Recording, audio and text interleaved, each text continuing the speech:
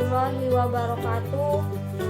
Baiklah, di sini kami akan mempresentasikan hasil diskusi kami yang berupa video yang berjudul Perbenturan Antar Dalil Hukum. Sebelum kami menjelaskan materi kami, ada baiknya kami akan memperkenalkan diri masing-masing. Karena pepatah juga mengatakan, tak kenal maka tak sayang, dan tak sayang maka tak cinta.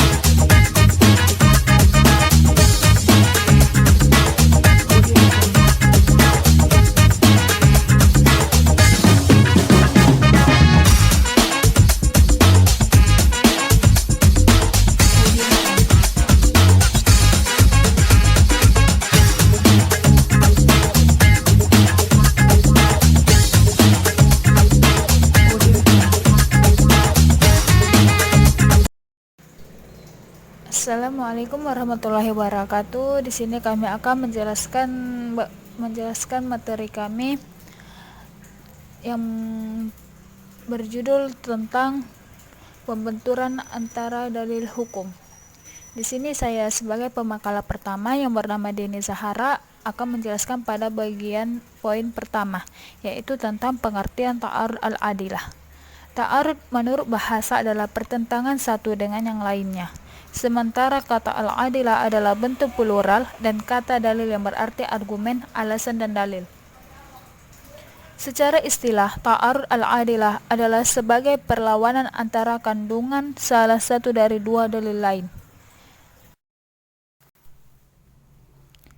Sehingga dalam implikasinya, kedua dalil yang berlawanan tersebut tidak mungkin dipakai pada satu waktu.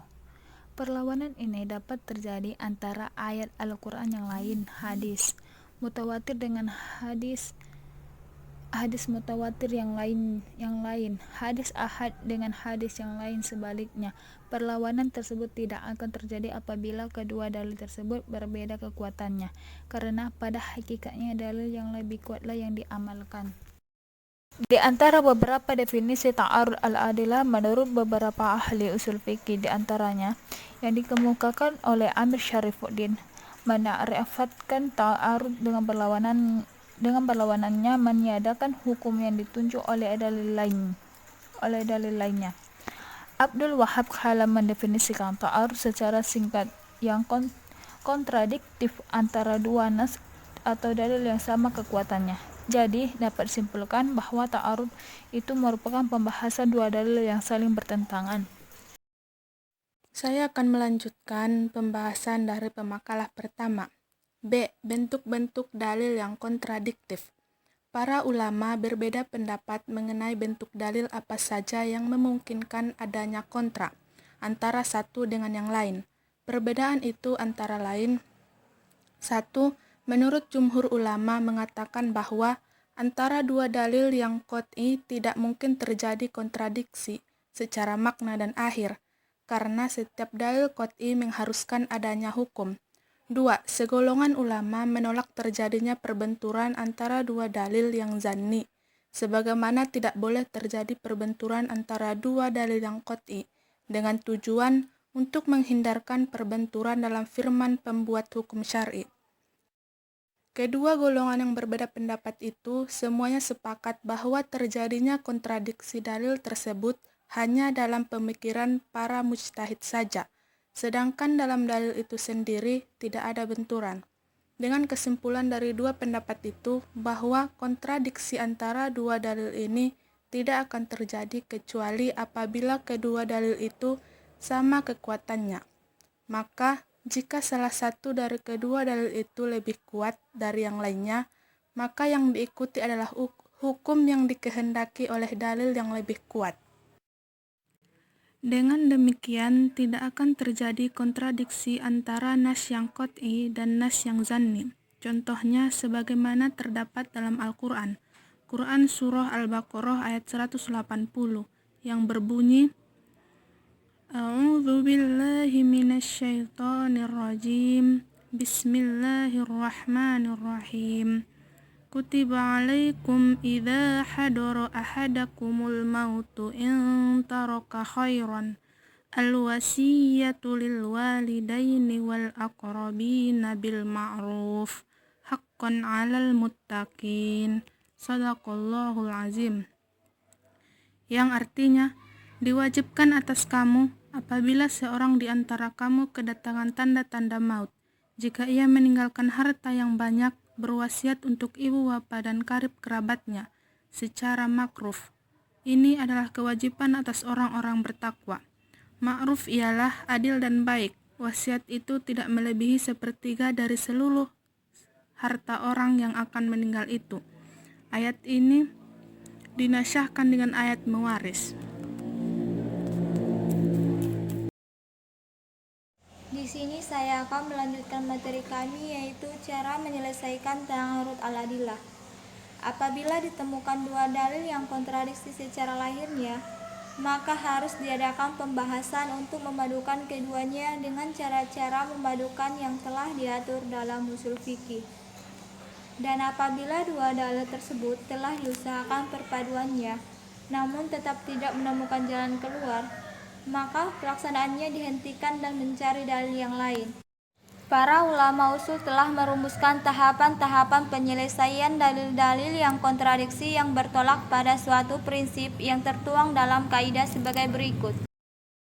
Mengamalkan dua dalil yang kontradiksi atau al-jamu wal al-taufiq, yaitu dapat ditempuh dengan cara kaidah di atas yang dirumuskan tahapan penyelesaian dalil-dalil yang berbenturan serta cara-caranya sebagai berikut. 1. Taufik atau kompromi. Maksudnya adalah mempertemukan dan mendekatkan dalil-dalil yang diperkirakan berbenturan atau menjelaskan kedudukan hukum yang diunjuk oleh kedua dalil tersebut, sehingga tidak terlihat lagi adanya kontradiksi. 2. Taksis, yaitu jika dua dalil yang secara zahir berbenturan dan tidak mungkin dilakukan usaha kompromi, namun satu di antara dalil tersebut bersifat umum dan yang lain bersifat khusus, maka dalil yang khusus itulah yang diamalkan untuk mengatur hal yang khusus. B. Mengamalkan satu dalil di antara dua dalil yang berbenturan. Bila dua dalil yang berbenturan itu dapat dikompromikan atau ditaksis, maka kedua dalil tersebut tidak dapat diamalkan keduanya. Dengan demikian, hanya satu dalil yang dapat diamalkan. Usaha penyelesaian dalam bentuk ini dapat ditempuh dengan dua cara. Yang pertama, nasak. Maksudnya yaitu apabila dapat diketahui secara pasti bahwa satu di antara dua dalil yang kontradiksi itu lebih dahulu turun atau lebih dahulu berlakunya, sedangkan dalil yang satu lagi belakangan turunnya, maka dalil yang datang belakangan itu dinyatakan berlaku untuk seterusnya. Sedangkan dalil yang lebih dulu dengan sendirinya dinyatakan tidak berlaku lagi. Yang kedua, takhir. Maksudnya yaitu bila dua dalil yang berbenturan itu tidak dapat ditempuh secara nasak dan tarjih, namun kedua dalil itu masih mungkin untuk diamalkan, maka penyelesaiannya ditempuh dengan cara memilih salah satu di antara dua dalil itu untuk diamalkan, sedangkan yang lain tidak diamalkan. C. Meninggalkan dua dalil yang berbenturan. Bila penyelesaian dua dalil yang dipandang berbenturan itu tidak dapat diselesaikan dengan dua cara di atas, maka ditempuh dengan cara ketiga, yaitu dengan meninggalkan dua dalil tersebut. Adapun cara meninggalkan kedua dalil yang berbenturan itu ada dua bentuk. Yang pertama, tawakuf atau menangguhkan. Maksudnya yaitu menangguhkan pengamalan dalil tersebut sambil menunggu kemungkinan adanya petunjuk lain untuk mengamalkan salah satu di antara keduanya. Yang kedua, tasakut atau saling berguguran, yaitu meninggalkan kedua dalil tersebut dan mencari dalil yang lain untuk diamalkan. Cukup sekian hasil makalah kami, kurang dan lebihnya kami mohon maaf. Wabillahi taufiq walhidayah. Wassalamualaikum warahmatullahi wabarakatuh.